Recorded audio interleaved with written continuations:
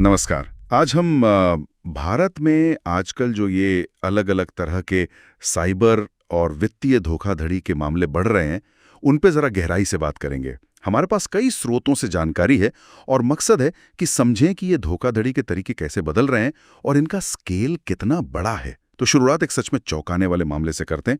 मुंबई में एक 86 साल की महिला हैं, उनसे 20 करोड़ रुपए से ज्यादा ठग लिए गए। हाँ, ये सुना मैंने, खुद को पुलिस या सीबीआई अफसर बताकर। हाँ, और इसे डिजिटल अरेस्ट कहा जा रहा है। ये अजीब सा नाम है। ये डिजिटल अरेस्ट होता क्या है आखिर? मतलब कैसे फंसा लेते हैं लोग? देखिए, ये असल में ना डर और अथॉरिटी का गलत इस्तेमाल है। बहुत चालाकी से ये फ्रॉड करने वाले क्या करते हैं कि पुलिस या कोई बड़ी एजेंसी के अफसर बनकर कॉल करते हैं। अच्छा। और फिर कहते हैं कि आपका नाम किसी बड़े क्राइम में आ गया है, जैसे मनी लॉन्ड्रिंग वगैरह। ओहो, फिर गिरफ्तारी का डर दिखाते हैं या कोई कानूनी कार्रवाई की धमकी, और पीड़ित को कहीं जाने नहीं देते। मतलब ऑनलाइन ही एक तरह से बंदी बना लेते हैं। किसी से बात भी नहीं करने देते होंगे। हाँ बिल्कुल, कहते हैं कि जांच गोपनीय है, किसी को बताया तो और फंस जाओगे। और बस इसी डरे हुए माहौल में वो पैसे ट्रांसफर करवा लेते हैं या फिर बैंक डिटेल्स वगैरह मांग लेते हैं। ये वही पुराना इम्पर्सनेशन स्कैम है, बस आजकल टेक्नोलॉजी के साथ ज्यादा खतरनाक हो गया है। समझ गया। मतलब डर को टेक्नोलॉजी से और बढ़ा दिया। और जैसा आपने कहा, ये सिर्फ मुंबई की बात नहीं है, नोएडा में भी ऐसा हुआ। हाँ, नोएडा में सरकारी अधिकारी बनकर कॉल किया और एक जॉनी की मदद से करीब 50 लाख ठग लिए। और मुंबई में ही एक और सीनियर सिटीजन थे, उनसे भी एटीएस अफसर बनकर 22 लाख ले लिए। जी, ये तो हो गई डराकर ठगी। अब जरा उन घोटालों की बात करें जो उम्मीदें जगाकर धोखा देते हैं, जैसे नौकरी या अच्छे इन्वेस्टमेंट का झांसा देकर। हाँ, ये दूसरी बहुत बड़ी कैटेगरी है। लखनऊ में एक पूरा नकली कॉल सेंटर चल रहा था। अच्छा। क्या करते थे ये लोग? बड़ी airlines, IT company, auto sector में नौकरी दिलाने का वादा करते थे। लोगों से पैसे ले लेते थे और फिर हाथ में थमा देते थे एक फर्जी अपॉइंटमेंट लेटर। कमाल है। और भुवनेश्वर वाला मामला, वो ट्रेडिंग एनालिस्ट वाला? हाँ, वो भी खुद को बड़ा ट्रेडिंग एक्सपर्ट बताकर लोगों को फर्जी इन्वेस्टमेंट स्कीम में फंसाया और करोड़ों रुपए बना लिए उन्होंने। और वो आईआईएम अहमदाबाद वाला केस तो और भी अजीब है। हाँ? एक स्टाफ मेंबर ने व्हाट्सएप ग्रुप पर भरोसा करके 50 लाख गंवा दिए, वो भी किसी फर्जी एसएमई आईपीओ में। जी, ये दिखाता है कि ये व्हाट्सएप ग्रुप और जो नकली एप्स हैं वो कितने असरदार हो गए हैं इन स्कैम्स के लिए। पर कैसे, मतलब लोग भरोसा कैसे कर लेते हैं इन पे इतना? देखिए, एक तो एक्सेस बहुत आसान है। व्हाट्सएप पर ग्रुप बनाना या सीधा मैसेज भेजना कितना सिंपल है। दूसरा, वो एक पर्सनल टच देने की कोशिश करते हैं। और फर्जी एप्स बिल्कुल असली जैसे दिखते हैं। फिर जल्दी पैसा कमाने का लालच या बढ़िया नौकरी का ऑफर, खासकर जब वो बहुत अच्छा लगे सुनने में तो लोग ज्यादा सोचते नहीं, बस फंस जाते हैं। सही बात है।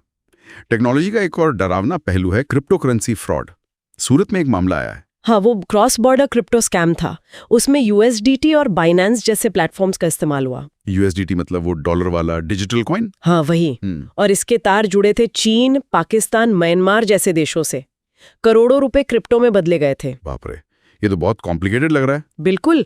और हैदराबाद में भी देखिए, सिया कॉइन नाम की क्रिप्टो बेचकर किसी से 8.4 लाख ठगे और फिर अकाउंट ही फ्रीज कर दिया। और राउरकेला पुलिस ने भी एक स्टॉक ट्रेडिंग ऐप स्कैम पकड़ा जो दुबई से चल रहा था, ट्रेड नाउ ऐप। जी, और मजे की बात यह है कि उसको प्रमोट करने के लिए नकली बॉलीवुड सेलिब्रिटीज के नाम का इस्तेमाल किया गया। ये सब दिखाता है कि ये फ्रॉड कितने ऑर्गेनाइज्ड और इंटरनेशनल हो गए हैं। इनको पकड़ना वाकई एक बड़ा चैलेंज है। ये तो हुए हाईटेक फ्रॉड्स, लेकिन इनके अलावा भी कुछ दूसरे तरह के मामले सामने आए हैं जो थोड़े अलग हैं।